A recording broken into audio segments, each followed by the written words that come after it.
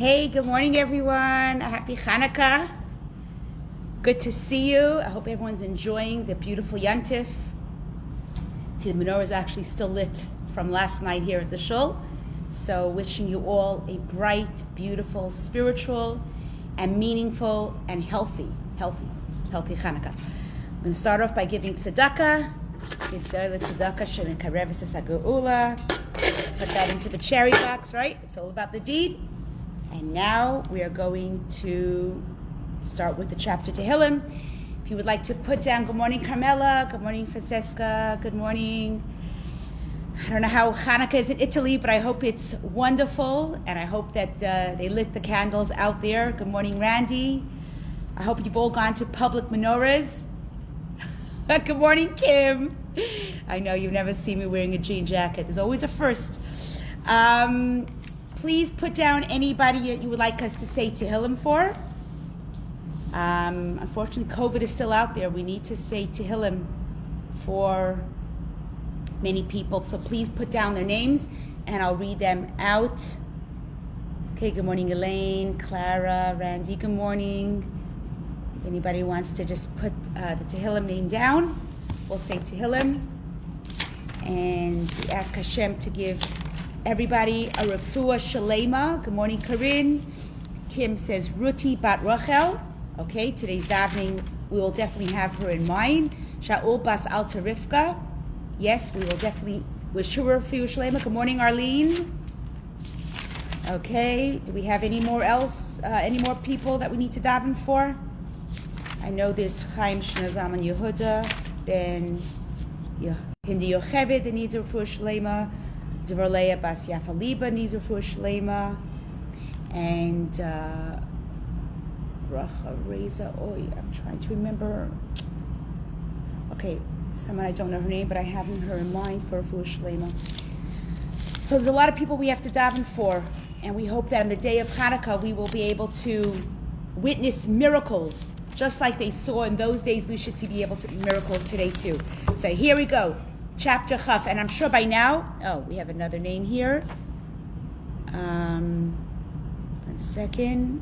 Beilachana bas Rivka Leah. Okay. So, let's say chapter 20.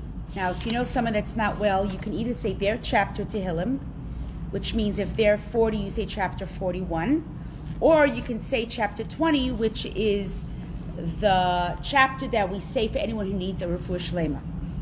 Lamratzeach mizmor leDavid, Yancha Adonai b'yom tzara, Yisagefcha Shem Elohei Yaakov, Yishlach Ezrecha mikodesh umetzion Yisadeka, Yiskar kol mechosecha v'aloscha yidash nesela, Yitein lecha chavavecha v'chol atzascha yimale, Nirana b'shuasecha uv'shem Eloheinu nidgol, Yimalei Adonai kol mashalosecha, Ata yadati ki Hoshia Adonai mishicho Yaneu mishmei kocha b'gvuras yesha yimino. Ele v'recha ve'ele basusim v'anachnu b'shem Adonai Eloheinu naskir. Hey makaru v'nafalu v'anachnu kamnu v'nisodad. And now focus on this last pasuk. Adonai Hoshia Hamelach Yanenu v'yom korenu. Now Kim, you said that people are having a hard time. Good morning, Chana. Be a hard time getting on, so I'm going to be able to add on, and we'll see. The only thing is, it becomes noisy. Shoot.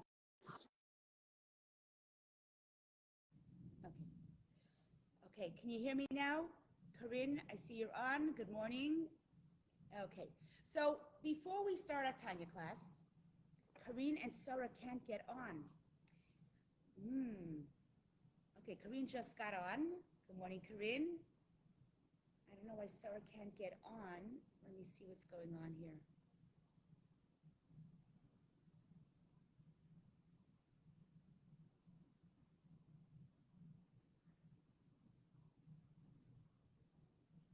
I don't know how to do this. All right, hopefully whoever wants to get on will be able to make it. I'll try to invite some people with my watch party. I don't know if that works. I've never done this before, but some of the regulars I'm just inviting on right now. So hopefully we will be matzliach, and then we can get back onto our class right now. Okay, so something very funny happened this morning. I was just getting ready to start school, and it's a very low sound. I think, I don't know what to say. Kim, is it very low for you as well? Kim, are you hearing me very low?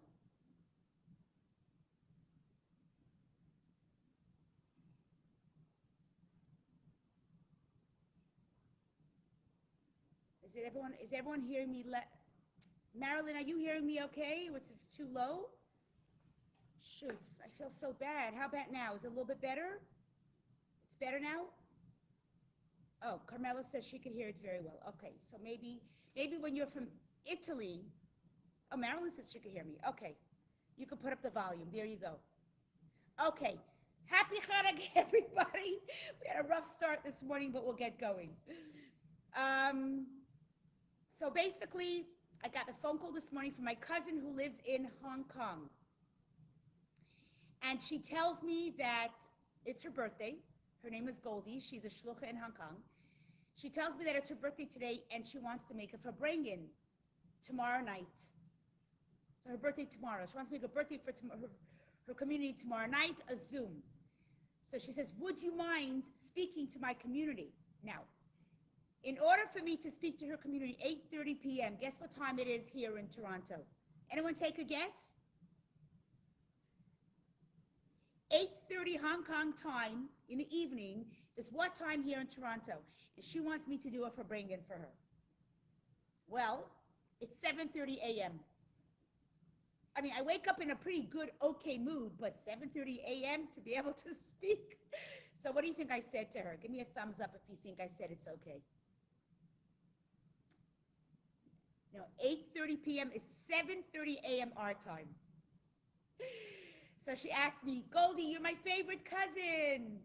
Do you mind speaking for my crowd? And as a good cousin, I'll tell you something funny about this cousin, Goldie. I was one girl with 5 brothers. She was one girl with 5 brothers. So we were very close. We had no sisters. And me and her were very close. We were both Goldie Shem Tov.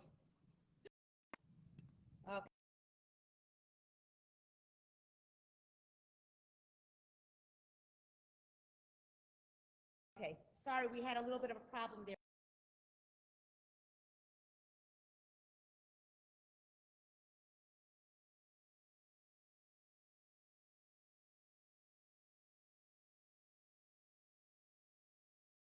For a second, they want me to move out of the show. I don't know why.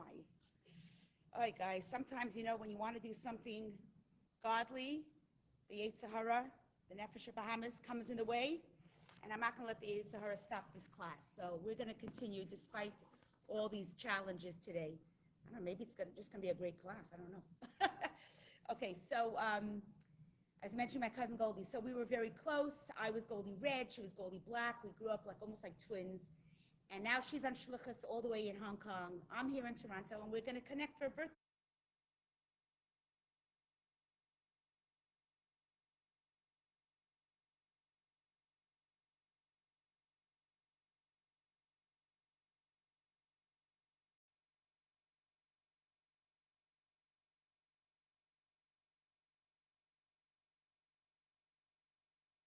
Birthday, 7:30 a.m. tomorrow morning. But now let's get on with our Tanya. Okay. So first of all, how is everyone feeling this morning on a Tuesday morning? It's Hanukkah. It's the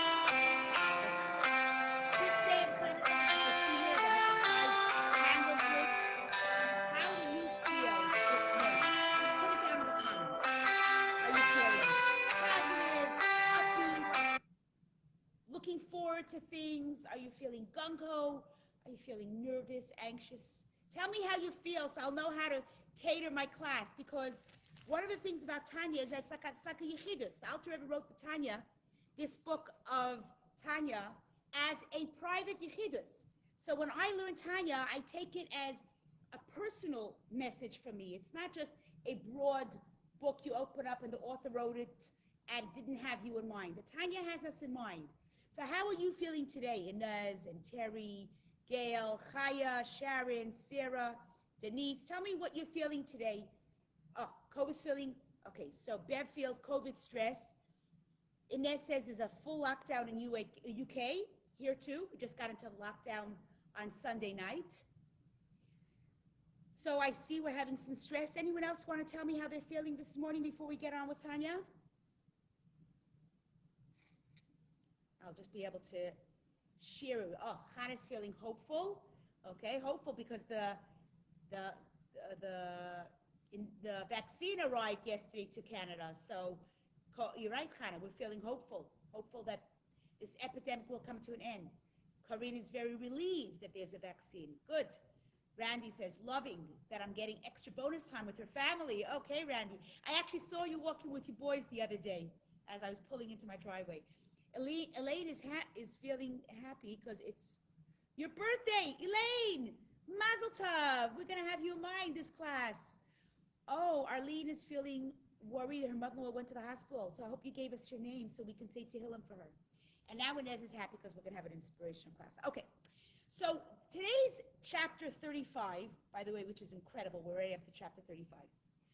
We are getting to a very interesting part of Tanya where the Alter Rebbe says to us, you're coming to see me again.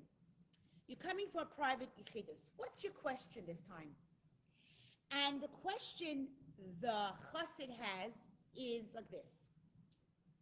Sarah says she's missing hugging her kids. Can't wait for the vaccine. Yes, I'm with you, Sarah, 100%. I'm glad you made it onto the class, by the way, Sarah. So the question the Alter Rebbe is saying is, what is your question for the Alter Rebbe, for Yechidus? And I want to ask you this question. We have been studying now for almost a year, studying about the godly soul, the animal soul.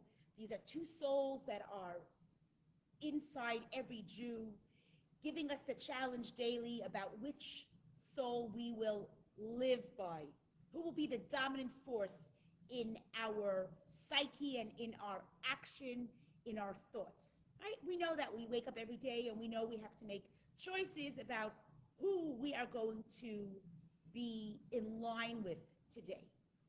Will I be sitting chit-chatting and talking Lashon Hara about everyone who passes by, but everyone I see, or no one's having tea or coffee anymore with friends, but you're on the phone? Is it just about, did you hear about this one? Did you hear about that one? Okay. That's Nefesh Bahamas existence. That's not who you and I want to be aligned with. On the other hand, Nefesh Elokis, I mean, is godly. So it's like, are my thoughts godly? Am I only saying proper things? If I see someone, am I walking over and saying hello? Am I being non-judgmental, giving everyone benefit of good? You know, in my marriage, am I, giving my husband the benefit of the doubt? Am I speaking kindly, compassionately to my children? That's Nefesh Elokis living versus Nefesh Bahamas living. But in today's Tanya, I'll tell you what the question is. You can give me a thumbs up if you ever have that question, or you could just give me like an emoji.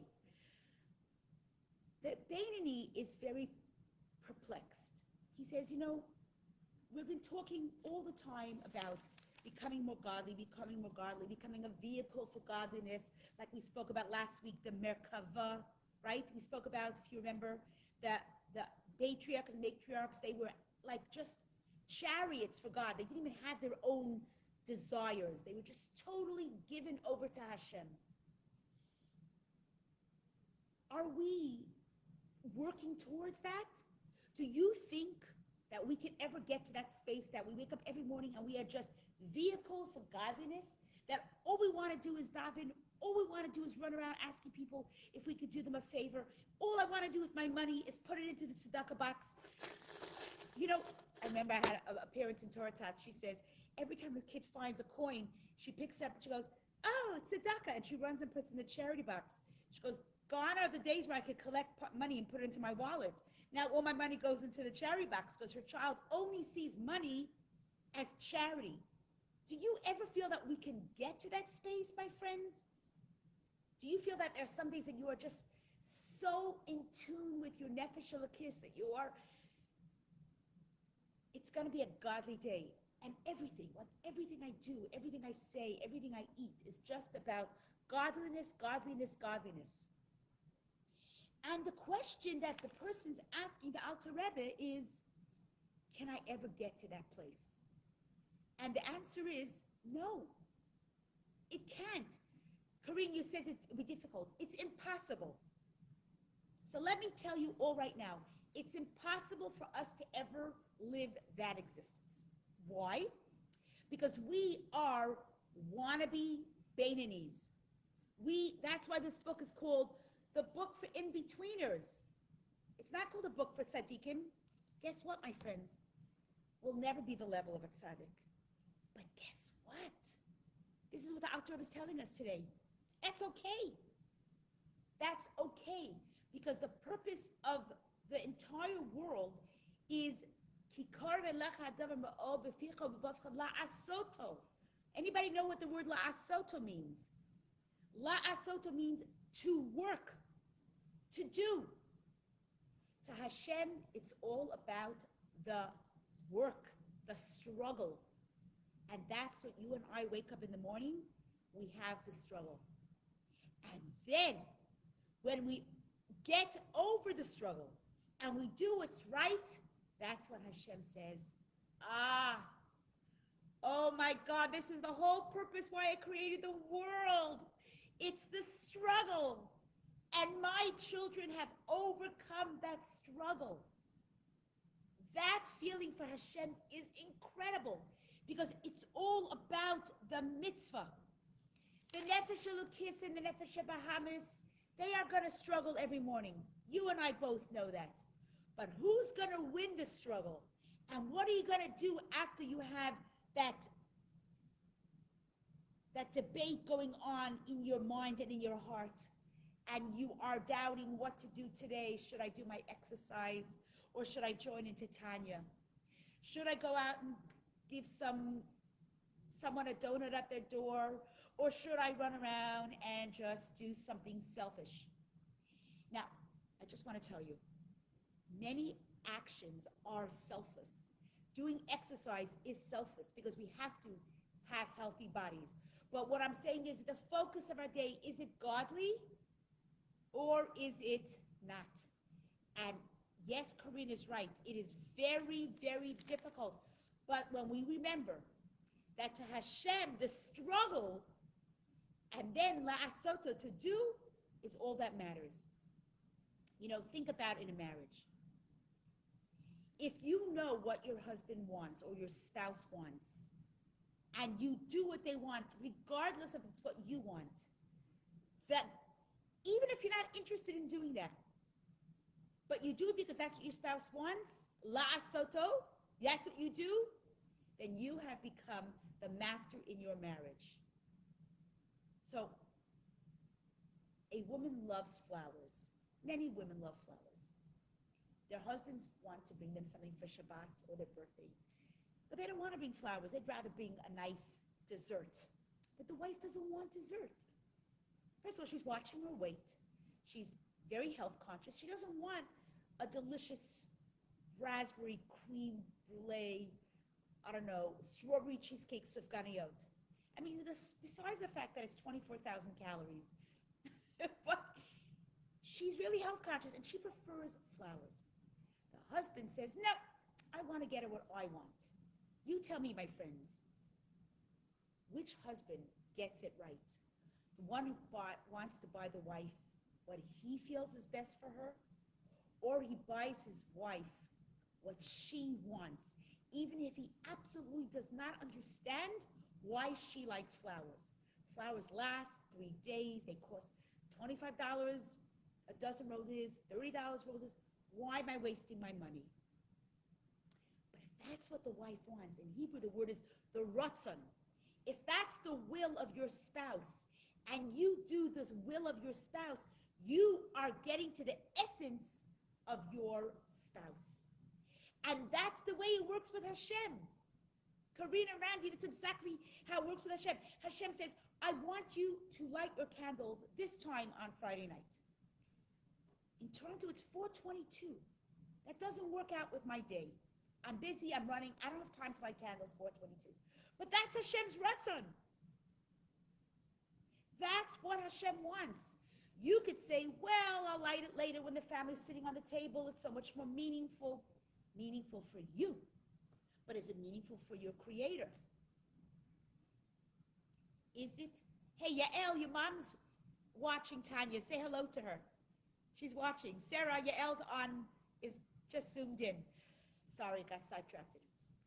So if you know that the ratzon, the will of your spouse is one thing, Bev says there's no sound. Is anyone else having a problem with sound? Guys? Is anyone else having a problem with sounds?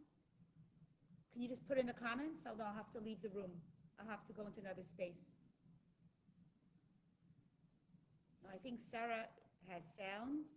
Bev, do you want to? Corinne, there's no sound? Oh, Sarah says she's good. Elaine says it's good. Oh, Denise says it's freezing. Oh my gosh.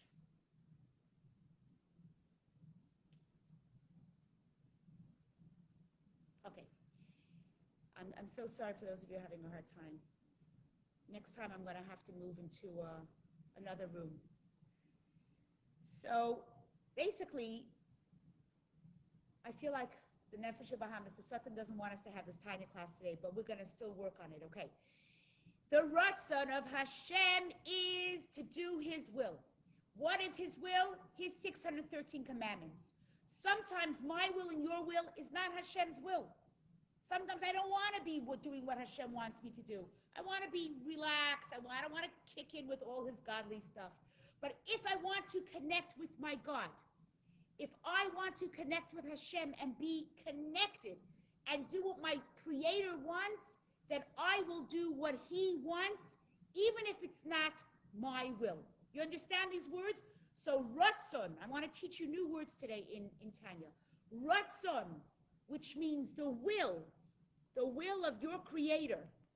The will of your Creator, that will is what will connect you, not your will. And sometimes the ratzon of your Creator or of your spouse is very humbling. Remember, we learned the word bittul.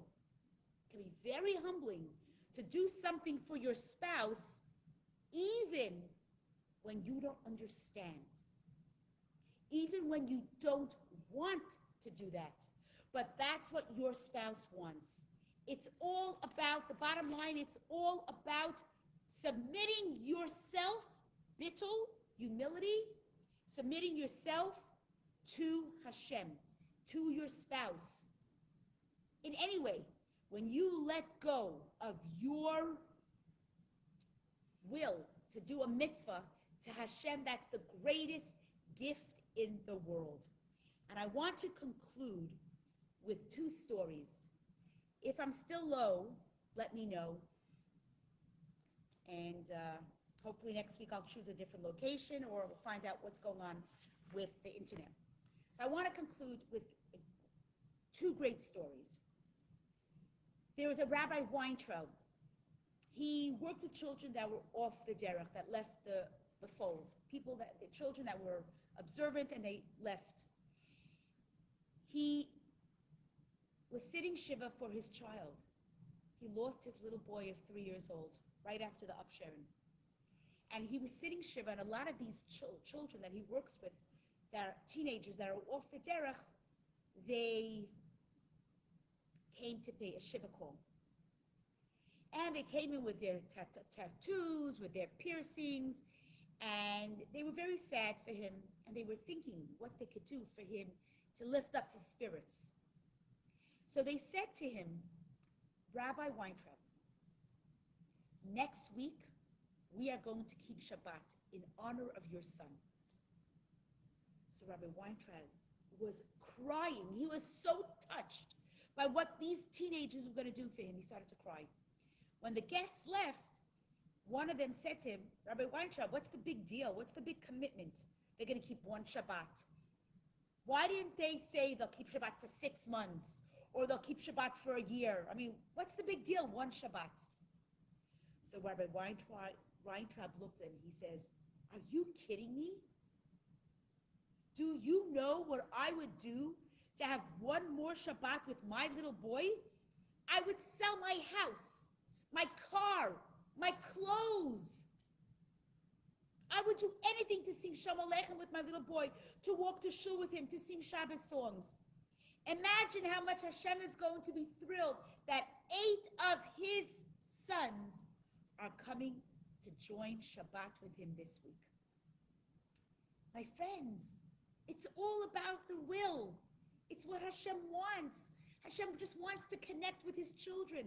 One Shabbos, one extra tzedakah in the morning, one davening in the morning, on a Wednesday morning, on a Tuesday morning, when you wouldn't be regular davening and you say to Hashem, this morning I'm going to open my siddur and daven. Do you know what that mitzvah is? The Alter Rebbe says in chapter 5, the whole purpose of creating the world is la asoto, to do the mitzvah. We'll never become a tzaddik. Big deal. But Hashem cherishes and relishes the struggle in the mitzvah. So I'm going to finish up with the story of Rabbi Dichstein. I know a lot of you can't hear me. So actually, you know what I'm going to do? I'm just going to conclude the class wishing you all a happy Hanukkah. And I'll find out why today's class didn't work very well, why the voice didn't carry through. But wishing you a happy Hanukkah, a freilichen Hanukkah. Give me a thumbs up if you can at least hear that. Chag Sameach to all of you. And wishing you a lichtike yontif. Chag Sameach.